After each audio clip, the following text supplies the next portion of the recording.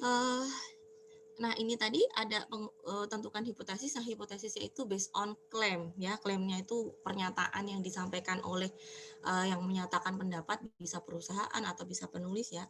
Jadi pengujian hipotesis ini digunakan untuk menguji apakah asumsi yang kita keluarkan itu benar ya, kondisi di lapangan itu sesuai dengan asumsi yang kita berikan.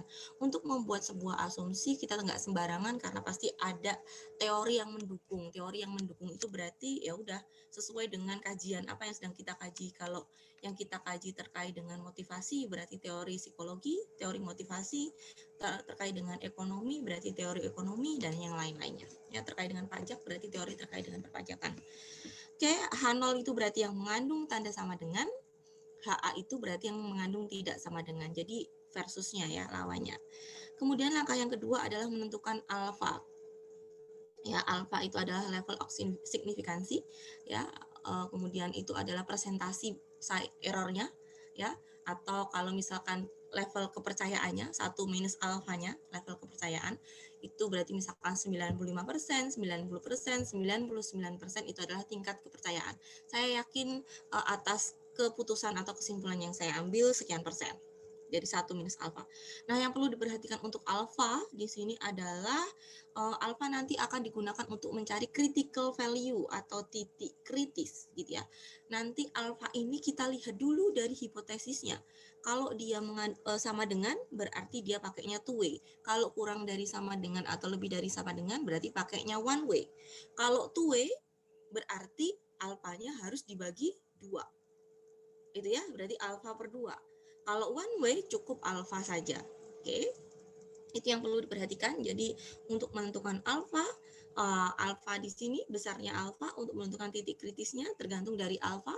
Alfanya nanti tinggal one way or two way. Kalau one way berarti alfa, kalau two way berarti alfa per 2. Ya, silakan pilih sesuai dengan tabel yang yang sesuai ya, yang seharusnya. Kemudian tes statistik hitungannya itu berarti sesuai dengan rumus masing-masing ya. Kemudian yang membedakan itu adalah di 2 dan 3. Kemudian 4. Nah, 4 itu Anda bisa memilih untuk mengambil keputusan ini kenapa?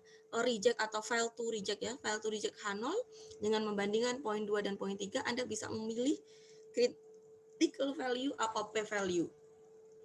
Kalau kita pakai Z, kita masih bisa nyari P value-nya berapa.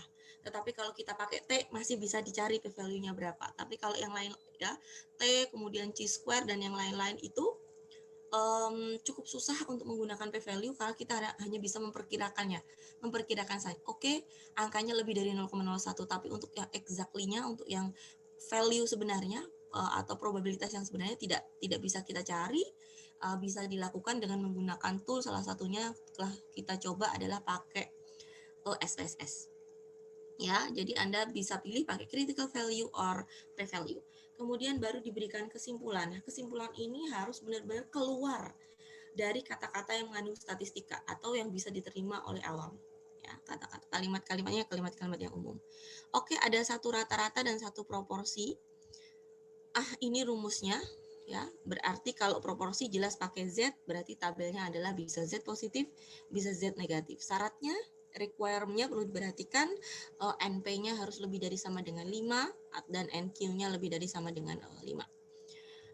Kemudian kalau enggak berarti kita harus mengerjakannya dengan non parametrik. Ya, bukan parametrik. Kemudian rata-rata kalau diketahui, jadi rata-rata dibagi 2 ya. Kalau diketahui Z-nya, kalau diketahui simpangan bakunya atau sigmanya, kalau sigmanya tahu ya. Kalau sigmanya tahu, maka sebentar. Ya. Kalau sigmanya tahu berarti kita pakai rumus ini, kalau sigmanya tidak tahu berarti kita pakai rumus ini. Ya, maka di sini muncul ini S, di sini sigma. Berarti ini kita pakai tabel T, pasti dia punya degree of freedom. Di sini kita pakai tabel Z, ya bisa Z positif atau Z negatif. Oke, kemudian untuk varians kuadrat ya, kita bisa pakai rumus yang seperti ini. Nanti ada varians left, kemudian ada varians right dari sebelah kiri dan dari sebelah kanan. Oke, Terus itu tes statistik untuk satu proporsi. Kemudian untuk satu populasi, ya, untuk satu sampel diambil dari satu populasi. Nah, sekarang dari dua sampel atau dari dua populasi, jadi yang pertama ada dua proporsi, ya. Kita di sini ada dua proporsi. Proporsi jelas rumusnya pakai Z, gitu ya, Z. Kemudian dia pakai P gabungan, ya, pakai gabungan. Oke, terus, nah, syaratnya masih sama dengan yang tadi, ya, syaratnya masih sama dengan yang tadi. Kalau besok di soal ujian tiba-tiba di situ nggak menyebutkan soalnya berdistribusi normal, tapi kok N-nya kurang dari 30, anggap aja dia berdistribusi normal, gitu ya. Oke, Anda nggak perlu bikin, tetapi kalau di dunia nyata silahkan bikin bahwa grafnya itu harus dicari grafnya itu harus berdistribusi normal, atau scatter plotnya harus berdistribusi normal mendekati sebuah garis lurus. Oke, ini syaratnya adalah ini, terus Z statistiknya adalah ini, kemudian P gabungannya adalah ini, dan Q gabungannya adalah itu. Oke, itu terus ini kayaknya udah cukup jelas. Nah, ini menggunakan tata cara formal, yang ini pakai tata cara formal, yang ini adalah tata cara non formal. Tata cara non formal dengan menggunakan confidential interval. Nah, hati-hati kalau Anda pakai non formal, karena terutama untuk yang one tail atau one way gitu ya. One tail atau one way, itu satu arah, maka Anda harus memperhatikan persentase level kepercayaannya. Ya, karena yang awalnya kita bikin hanya satu titik dalam bentuk titik, kan ini titik ya. Titik, kemudian kita jadikan dalam bentuk interval, gitu ya, maka alfanya nanti kita kalikan 2, jadi level kepercayaannya jadi turun. Yang awalnya misalkan 95% menjadi 90%. Itu aja yang perlu diperhatikan untuk confidential interval. Terus sekarang untuk rata-rata, dua rata-rata, di sini ada yang independen dan ada yang dependen. Bedanya independen dan dependen. Independen berarti masing-masing bebas, bisa berdiri sendiri, tidak saling mempengaruhi. Sementara kalau dependen itu ada sebuah hubungan khusus, misalkan suami, istri, anak, ibu, atau kemarin ya presiden dan oponennya dan seterusnya. Ya, tinggi badan seseorang dengan berat badan seseorang, jadi ada hubungan tertentu. Oke, notasinya Anda bisa lihat. Nah, di sini rata-rata independen kalau simpangan bakunya atau variansnya tidak diketahui, berarti jelas kita nanti akan menggunakan rumus rumus T, bukan rumus Z, karena tidak diketahui. Ya, diasumsikan berbeda. Kalau diasumsikan berbeda, rumusnya seperti ini. Oke, kalau diasumsikan, nah, degree of freedom-nya adalah ini. Kalau diasumsikan ini sama ya, tinggal nyari ininya. Ya, kalau diasumsikan sama, maka rumusnya akan menjadi ini. Kita pakai yang gabungan. Ya, diasumsikan sama. Terus jangan lupa requirement-nya adalah dia lebih dari 30 atau dia berdistribusi normal. Ya, itu syaratnya. Oke, terus sudah. Nah, ini adalah rumus-rumusnya. Yang ketiga adalah kalau diketahui. Kalau diketahui jelas berarti kita pakai rumus Z. Ya, berarti kita pakai tabel Z, nggak perlu ada degree of freedom. Ya, rumusnya bisa baca sendiri. Match itu berarti tinggal mengurangkan. Nah, hati-hati dengan match. Match itu adalah kita tergantung dengan kemarin ya, kita pakai rata-rata satunya siapa, rata-rata duanya siapa. Jadi definisi dari D-bar-nya itu, ya, dia mengurangkan data pertama atau data kedua, nanti ini akan berpengaruh terhadap akan berpengaruh terhadap hipotesis yang kita keluarkan. Ya, mana kalau misalkan itu one way, mana yang lebih tinggi dari siapa. Ya. Oke, ini kita sudah pernah bahas ini. Terus, bentar, ini nggak ada yang peserta dari kelas lain ya? tes ini? Ada nggak? Nggak ada ya. Sedang login mungkin, Bu. Udah saya kabari ke ketua kelasnya, Bu. Oh ya, oke. Ya kalau nggak apa-apa. Berarti nanti kalau udah 30 menit kan berarti dia nggak ikut ya. Oke, terus itu terus dependent sample ya tadi sudah dependent sample. Nah hati-hati untuk menentukan hipotesisnya terutama kalau one way ya, kalau one way degree of freedomnya n-1. Oke, terus nah sekarang kita lanjut ke one way ANOVA. One way ANOVA itu apakah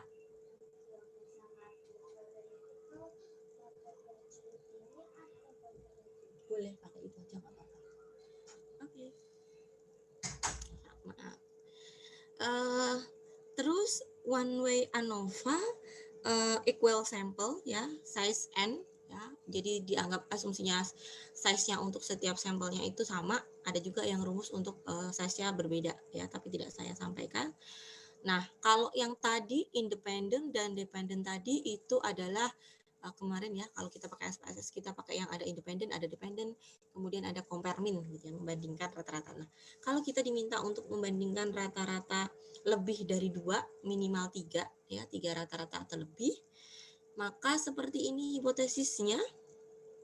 Ya, hipotesisnya H0-nya seperti ini, HA-nya adalah paling sedikit terdapat satu rata-rata yang berbeda, satu pasang rata-rata yang berbeda. Ya, oke, karena di sini adalah non negatif, maka pakainya adalah yang ini, yang dari arah kanan. Ya. Terus pakai rumusnya adalah di sini ada variance between sample, ada variance within sample. Ini salah satu rumusnya, caranya seperti ini. Kalau di buku J. Supranto caranya beda lagi, tapi hasilnya sama. Ya, rumusnya adalah ini NSX bar kuadrat, kemudian di sini adalah digabungkan.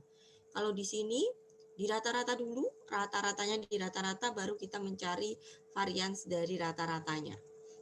Ya. Terus critical value-nya, oke, bisa dilihat di sini critical ada di F1 dan ada di F2. Ini kurang ya, di F1 dan di F2. Berarti kita pakai tabel F, lanjut ke korelasi. Ya, korelasi sebenarnya tidak perlu, masih belum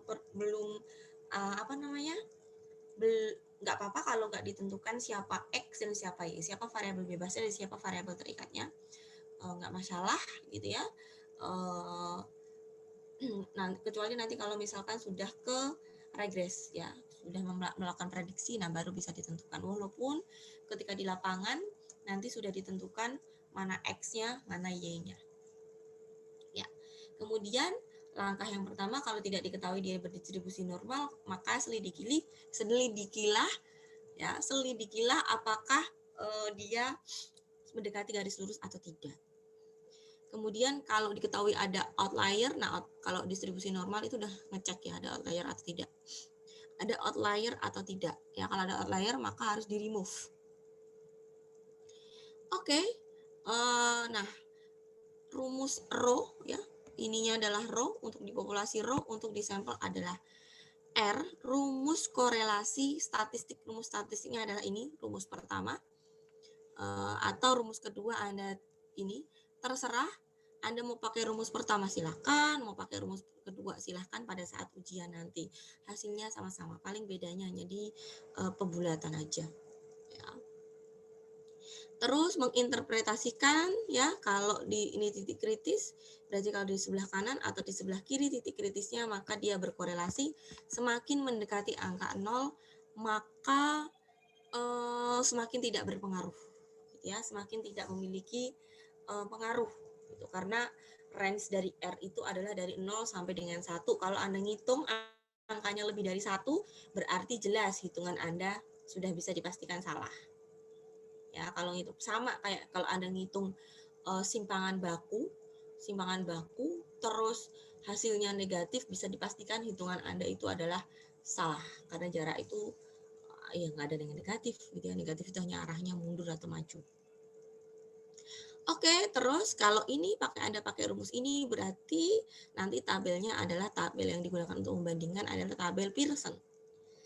Yang kedua, ya ini bisa dibaca sendiri. Nah, nih Pearson, ini Pearson nggak ada S-nya ya, nggak ada tanda S kecil di sini, row S tidak ada di sini, row S.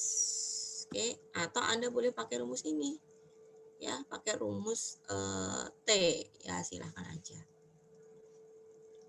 Terus korelasi rank, kapan kita menggunakan korelasi rank? Kalau salah satu datanya ada unsur ranking atau peringkat. Jadi data yang pertama peringkat, data yang kedua bukan peringkat. Maka data yang bukan peringkat itu kita ubah dulu ke dalam bentuk data peringkat dengan kemarin ya, harus memperhatikan kalau ada data yang sama seperti apa. Ya, kemarin sudah kita bahas, atau boleh nggak Bu kalau misalkan saya datanya nggak peringkat dua-duanya, atau saya pakai mencari R-nya pakai korelasinya pakai smear boleh, tapi nanti mungkin biasanya cukup besar. Ya, jadi sebaiknya kalau datanya nggak ada peringkatnya, unsur peringkatnya, gitu ya, berarti silahkan gunakan pakai data yang sebenarnya atau data aslinya. Hati-hati kalau Spearman rumusnya adalah 1 minus ya, satunya dikurangi ini, bukan ini di atas ini di atas tanda garis ini ya. Itu berarti kalau Anda mengerjakan pakai ranking berarti pakai Spearman. Nah, kalau Spearman ada unsur S-nya. Oke, regress sedikit, masih ada 1 menit. Regresi di sini kita sudah memiliki pasangan data, ada X dan ada Y, biasanya ditulis seperti ini pasangan datanya. Ya, jadi kalau misalkan nanti tiba-tiba misalkan ada datanya menuliskan seperti ini, misalkan 5,12, kemudian 7,18, 1,8, berarti ini X dan ini Y. Gitu ya, atau sesuai dengan deskripsi dari soal atau kasus yang diberikan. Ya, seperti itu. Terus langkahnya sama ya, regres mirip seperti ketika kita melakukan korelasi, harus dicek dulu apakah ada garis ini ya, straight line pattern-nya seperti apa, ya mendekati garis lurus atau tidak titik-titiknya. Kemudian kalau ada outlier, maka outliernya perlu dibuang. Persamaan regresi seperti ini, oke. Nah, ini persamaan regresi ini yang disebut sebagai Y prediksi. Masih ingat ya, XY. X itu nama lainnya adalah variabel apa? Bebas. Y variabel terikat. X itu adalah prediktor. Y itu adalah prediksi. Jadi kalau Anda diminta untuk memprediksikan sesuatu, yaitu sama dengan Y-topi dari persamaan regresinya. Kalau ditanyakan residu berarti ya tinggal dikurangi ya. Y yang topi di harga mutlak ya dikurangi dengan Y aktualnya, Y sebenarnya, Y yang ada di data. Oke, itu terus to regress. Nah, hati-hati dengan regresi ketika Anda sudah memperoleh persamaan regresi Y sama dengan B0 per B1X, belum tentu persamaan itu kita interpretasikan dengan baik. Ketika kita masih belum membuktikan apakah terdapat pengaruh antara X dengan Y, terdapat pengaruh antara X dengan Y atau tidak. Atau kalau di SPSS kemarin kita cek dulu persamaan modelnya fit atau tidak. Ya, seperti itu. Nah, ini untuk mencari tadi parameter-parameter yang ada di dalam regresi, ada B1, ada B0, bisa Anda baca di sini. Ya. Karena ini adalah base point estimate, ada X bar dan Y bar. Itu adalah base point estimate titik untuk data X dan data Y, maka nyari B0-nya seperti ini. Ya. Oke, atau Anda bisa pakai rumus yang lainnya. Seperti yang di bawah ini, itu preferensi Anda. Kalau yang di sini berarti Anda nyari simpangan baku masing-masing, terus nyari R. Bagaimana cara mencari R-nya? Dengan rumus tadi, korelasi yang di atas, ada 2 rumus, tinggal pilih. Atau Anda langsung bekerja pada data X dan data Y-nya seperti rumus yang di sini. Silahkan. Nah, ini yang perlu diperhatikan. Tadi sudah diketahui garisnya, kemudian parameter-parameter sudah masuk di sini, berarti kita sudah dapat persamaan seperti ini ya, B0, B1X gitu ya, baru kita bisa interpretasikan kalau kita sudah mencari ini. Ya, kita mencari Y bar dikurangi Y topi kuadrat untuk regresinya, untuk residunya. Nah, untuk residunya Y topi dikurangi Y. Ya, untuk totalnya berarti tinggal dicoret-coret ya di sini. Nah, ini dijumlahin kan. Nah, coret-coret jadi Y bar dikurangi dengan Y. Nah, ini Y bar dikurangi dengan Y ini sebenarnya adalah residu. Ya, kok Y bar, sorry. Residu, sorry, salah. Nih, residu ya ini ya. Kalau ditanya berapa nilai residunya, ya ini residunya di sini adalah Y topi dikurangi Y, nggak perlu dikuadratkan. Y topi dikurangi Y. Y topi itu adalah tadi yang kita nilai yang kita prediksikan. Y itu siapa? Y itu tadi kalau kita punya pasangan data X, data Y. Ya udah, misalkan ini 5, ini 20. Ya, ini adalah nilai aktual value, nilai dari hasil pengamatan. Sementara di sini adalah nilai hasil prediksi. Yang bagus yang bagaimana? Yang bagus kalau hasil yang diamati dengan prediksi sama persis. Berarti modelnya fit banget. Bisa memprediksi dengan tepat, tapi itu jarang ya. Oke. Terus ini adalah residu, nilai residu ya. Kalau sudah bisa diinterpretasikan, oke ada pengaruh, interpretasikan. Kalau nggak ada pengaruh, stop sampai di sini. Sudah, Anda cuma bisa menulis ini tanpa bisa memberikan interpretasi. Interpretasinya adalah berarti ketika X, kalau persamaannya seperti ini, kalau X naik satu satuan, maka Y topi akan bertambah sebesar B1. Atau kalau X naik satu satuan, maka Y topi akan bertambah, bisa Anda tambahkan dengan interceptnya. B0 ditambah B1. Tinggal lihat satuan dari Y itu apa. Interpretasi yang lainnya adalah ini, R square. R square bisa dilihat dengan mencari sum of square-nya, SS rect atau SS total. Kalau Anda tadi nyari rumus B1-nya pakai ini ya, R kali S Y dibagi dengan SX. Nah, di sini kan SXY, SXX. Hati-hati ya. Ini karena ini sudah R-nya itu udah masuk di sini. SXY itu beda sama SY ya. SXX beda sama SX karena SXY itu adalah kovarian menggunakan matrik faktor perkalian dari X dan Y kayak kalau kita nyari R. Ya, kalau sudah SXY dan SXX maka kita tidak perlu kalikan dengan R, tetapi kalau cuma SY dan SX maka kita perlu kalikan dengan R. Itu bedanya. Kalau Anda sudah nyari pakai di sini ya, maka pakai R gitu ya. R-nya udah ketemu ya tinggal Anda kuadratkan aja. Ya, nggak perlu nyari ini.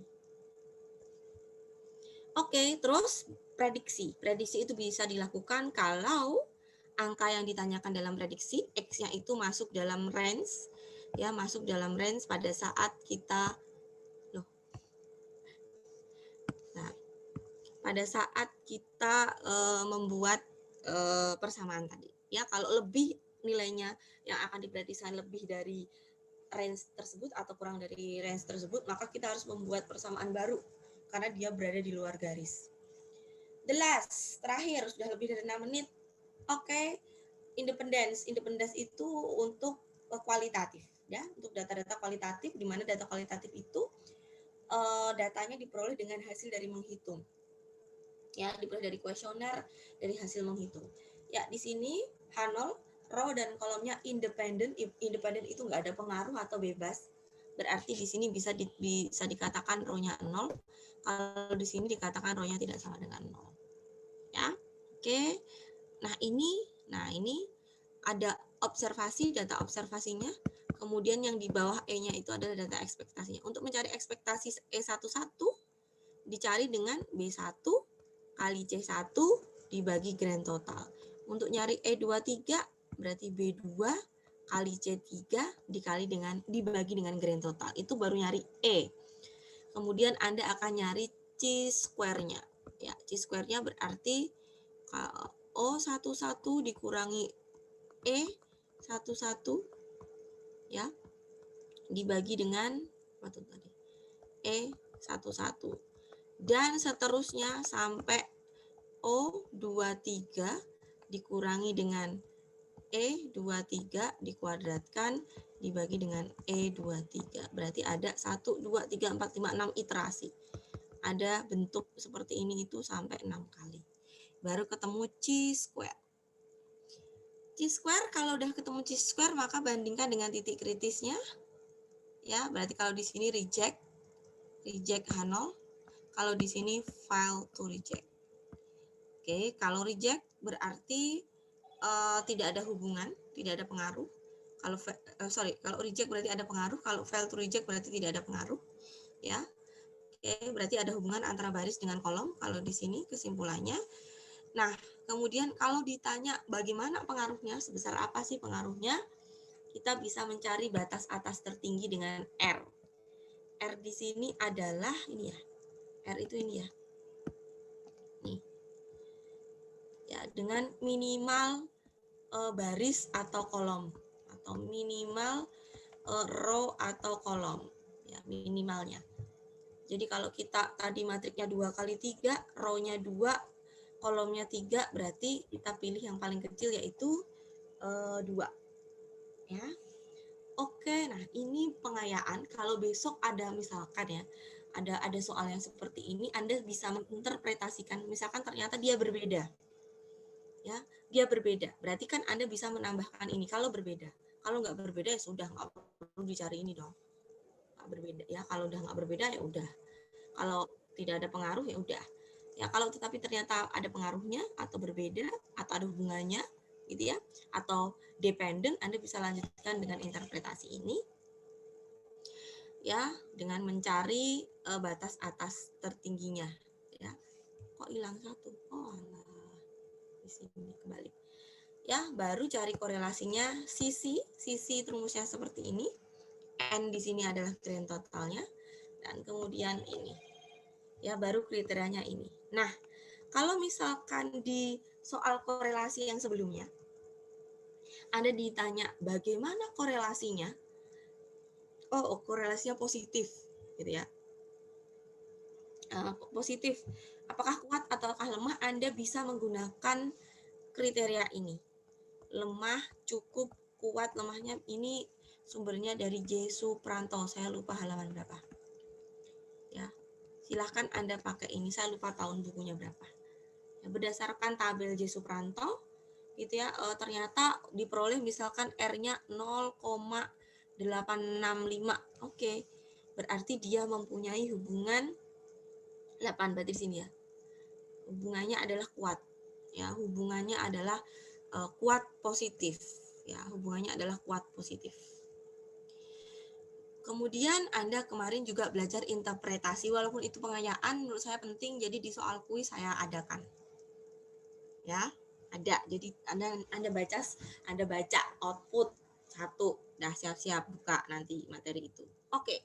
Sekarang tips dan trik. Ini tips dan trik misalkan saya yang ujian statistika. Setiap orang itu punya preferensi yang berbeda-beda untuk menyelesaikan soal ya. Kalau menurut saya ini ya, menurut saya akan baca soalnya terlebih dahulu, kemudian saya akan tentukan. Oh, soal 1 misalkan ya saya nggak ngerti ini. Oke, soal 1 itu adalah independen yang variansnya tidak diketahui dan variansnya sama. Saya akan nulis seperti itu. Oke, soal 2, soal 2 misalkan ini bicara terkait test of independency. Ya. Independence. Oke, soal yang ketiga, soal yang ketiga ini bicara masalah apa nih? Bicara masalah korelasi, saya ngarang ya. Oke. Tes yang keempat ini, bicara masalah jelas ini. Ini saya nggak ngarang nih, karena sudah ada regresi. Ya, regresi. Oke. Nah, soal yang kelima, wah udah baca. Udah, nggak usah.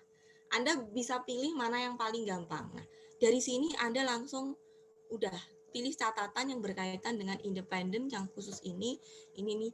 Jadi begitu Anda ngerjain, Anda nggak buka-buka buku lagi. Anda sudah menghilangkan materi-materi yang lainnya nggak keluar. Itu kalau saya. Baru Anda siapkan, berarti ini adalah kalau independen pakai ini, kalau tidak diketahui jelas pakai T. Berarti tabel T. Cari DF-nya. Kalau ini misalkan test of independency, oh nggak ada tabelnya, aman. Ya, kalau misalkan dia berbeda, tadi bisa dilanjutkan sampai dengan R-nya. Berarti pakai punyanya J. Supranto kriterianya. Misalkan ya. Kalau di sini korelasi, oke, korelasi Pearson atas Pearson, misalkan Pearson. Oke, berarti kita pakai tabel Pearson. Ya. Kemudian 4 regresi, nggak ada tabelnya ya. Oke, kalau regresi Anda mau mengkajinya sampai memberikan interpretasi, nyari Y topi dikurangi Y bar, kemudian Y bar ya, dan seterusnya. Anda nyari residunya, regresinya, berarti kita pakai tabel F nih, siapkan tabel F. Berarti tabel yang akan saya gunakan adalah R, T, sama F. Tabel yang lainnya skip. Itu versi saya. Untuk besok silahkan bulatkan 3 digit ya. 3 apa 2? Anda maunya 2 apa 3?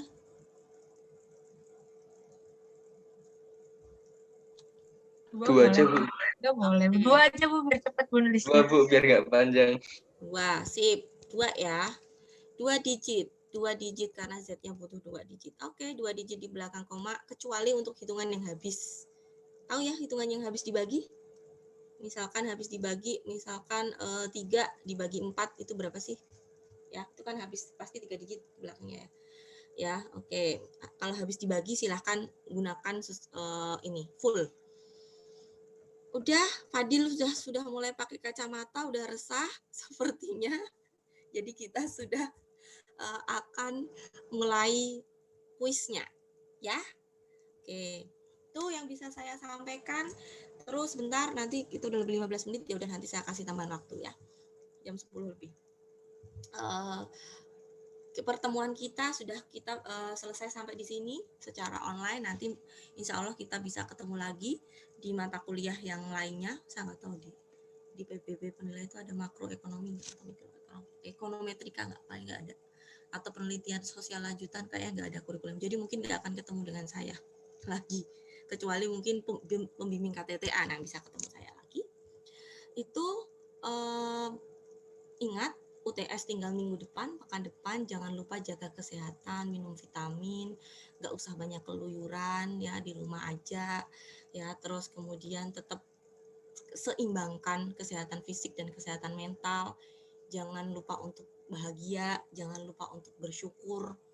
Itu yang paling penting. Anda sudah mengusahakan, Anda sudah belajar dengan baik. Yang merasa belajarnya masih belum baik karena misalnya kebanyakan main game, kebanyakan terlena dengan terdistorsi, terdistraksi dengan medsos, silakan mulai diperkuat. Anda masih ada waktu 1 minggu untuk belajar. Ya, jangan sampai kita menyesal di akhir, karena sebenarnya ini adalah untuk diri Anda sendiri. Jadi silahkan persiapkan dengan akhir, jangan nanti menyesal di belakang, gitu ya. Itu yang bisa saya sampaikan. Mohon maaf jika pada saat perkuliahan mungkin ada banyak sekali hal-hal yang membuat kita ya, Anda terutama ya, membuat Anda tidak nyaman. Misalkan saya ngomongnya kecepatan, atau koneksi saya buruk, atau mungkin saya masuknya late, atau saya mengganti jadwal, apapun itu mohon dimaafkan, gitu ya. Itu terus satu lagi, terima kasih Anda sudah memberikan energi positif kepada saya dengan melihat mimik-mimik Anda yang kadang-kadang panik, kadang-kadang ngantuk, banyak ngantuknya sih kayaknya, tapi ya. Itu kemudian apa lagi ya?